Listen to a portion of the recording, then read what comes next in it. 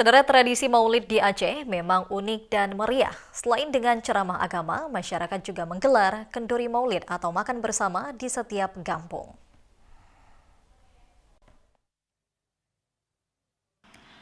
Peringatan Maulid Nabi Muhammad SAW di Provinsi Aceh berbeda dengan provinsi lainnya di Indonesia. Di Aceh, peringatan Maulid lebih panjang dan meriah.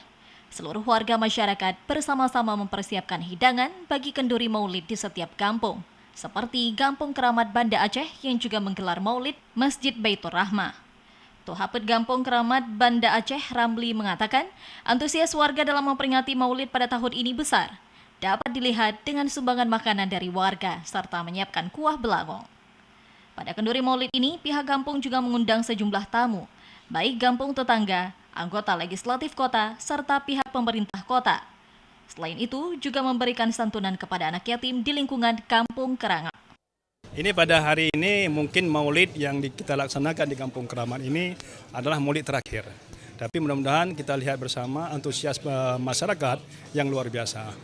Jadi panitia juga mengucapkan terima kasih juga kepada seluruh aparat kampung dan partisipasi daripada masyarakat Kampung Keramat ini yang sudah terlaksananya pada hari ini kita sukses dan banyak juga tamu-tamu yang kita undang. Selain itu juga memberikan santunan kepada anak yatim di lingkungan Kampung Keramat. Tim Liputan TVRI Aceh melaporkan.